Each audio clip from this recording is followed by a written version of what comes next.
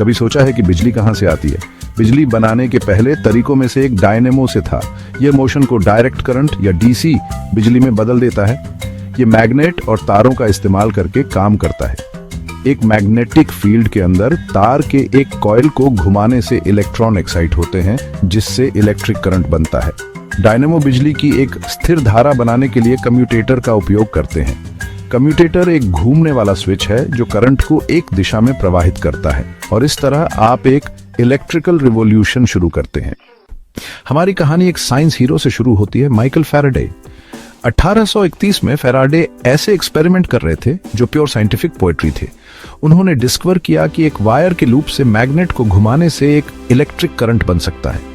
उन्होंने fundamental principle को खोजा, लेकिन उनका पहला डिवाइस फैराडे डिस्क बहुत ही वीक करंट पैदा करता था।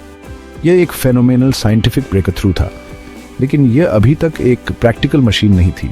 यह पहली स्पार्क थी। यह शानदार आइडिया था जिसने दुनिया को दिखाया कि मोशन और मैग्नेटिज्म को बिजली की इनविजिबल फोर्स बनाने के लिए इस्तेमाल किया जा सकता है। यह यूरेका का मोमेंट था जिस पर बाकी लोग बिल्ड करेंगे। फैराडे की लीड को फॉलो करते हुए हिप्पोलाइट पिक्सी नाम के एक फ्रेंच इंस्ट्रूमेंट मेकर ने 1832 में पहला असली डायनेमो बनाया। उनके डिवाइस में एक हैंड क्रैंक का इस्तेमाल किया गया था, वायर के कॉइल के पास एक परमानेंट मैग्नेट को घुमाने के लिए। यह काम कर गया। इसने बिजली के पल्सेस जनरेट किए। हालांकि स्पिनिंग मैग्नेट के कारण इसने वही आगे पीछे का अल्टरनेटिंग करंट पैदा किया जिसके बारे में हमने बात की थी। पिक्सी ने brilliant scientist Andre Marie ampere के सजेशन के साथ जल्द ही अपने डिवाइस में एक कम्यूटेटर जोड़ा। यह एक बहुत बड़ा कदम था।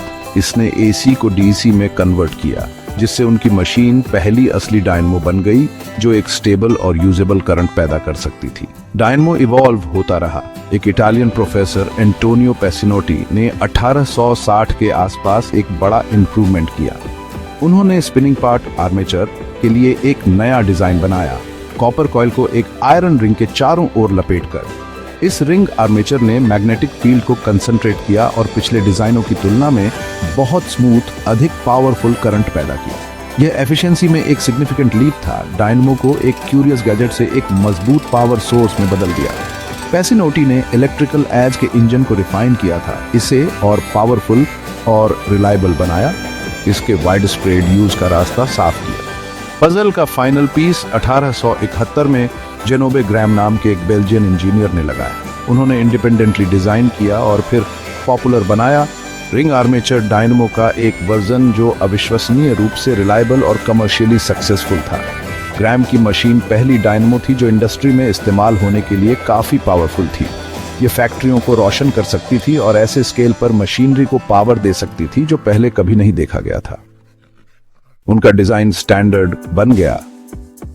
उन मशीनों का ब्लूप्रिंट जो जल्द ही दुनिया के पहले पावर स्टेशनों में इंस्टॉल की जाएंगी, सिटियों को इलेक्ट्रीफाई करने और ह्यूमन हिस्ट्री को हमेशा के लिए बदलने के लिए तैयार थी।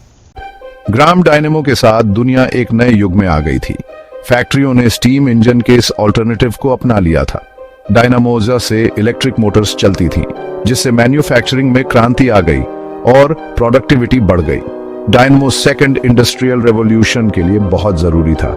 इससे बिजली की इल्यूमिनेटी आई और एडिसन का पर्ल स्ट्रीट स्टेशन, जो पहला सेंट्रल पावर प्लांट था, उसने घरों और बिजनेस को रोशन कर दिया। शहर ज्यादा सेफ हो गए और इलेक्ट्रिक ट्रैम्स की वजह से अर्बन ग्रोथ हुई। नए अप्लायंसेस आए जिनसे सुविधा मिलने लगी। डायनेमो ने मॉडर्न लाइफस्टाइल को जनरेट किया। कई दशकों तक डायनेमो का राज रहा, लेकिन उसकी लिमिटेशंस ने फ्यूचर की इलेक्ट्रिकल एडवांसमेंट्स के लिए स्टेज तैयार कर दी थी। डायनेमो का राज कम होने लगा जैसे जैसे अल्टरनेटिंग करंट के फायदे साफ होते गए। एसी पावर को बहुत हाई वोल्टेज तक आसानी से बढ़ाया जा सकता था। इसे कम एनर्जी लॉस के साथ सैकड़ों मील तक भेजा जा सकता था और फिर घरों और बिजनेस में इस्तेमाल के लिए सेफ वोल्टेज तक कम किया जा सकता था। इससे बड़े रीजनल पावर ग्रिड बनाने में यह बहुत ज्यादा एफिशिएंट हो गया। एसी जनरेट करने वाली मशीन को अल्टरनेटर कहते हैं और ये डायनेमो से ज्यादा सिंपल और भरोसेमंद है क्योंकि इसे मैकेनिकल कम्यूटेटर की जरूरत नहीं होती। 20वीं सदी की शुरुआत तक बड़े पैमाने पर पावर जनरेशन में अल्टरनेटर ने डायनेमो की जगह ले ली थी। तो क्या डायनेमो बस गायब हो गया? बिल्कुल नहीं। भले ही अब यह हमारे नेशनल ग्रिड को पावर नहीं देता, लेकिन इसे ऐसे एप्लीकेशंस में नई लाइफ मिली जहां छोटे पैमाने पर डायरेक्ट करंट की जरूरत होती है। क्लासिक बाइसिकल लाइट के बारे में सोचो।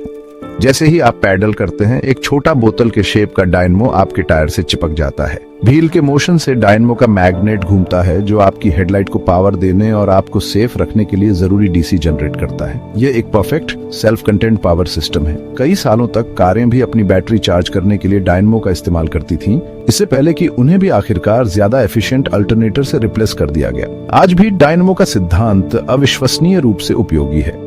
हैंड क्रैंक रेडियो और टॉर्च इमरजेंसी में लाइफ सेवर होते हैं जब पावर चली जाती है।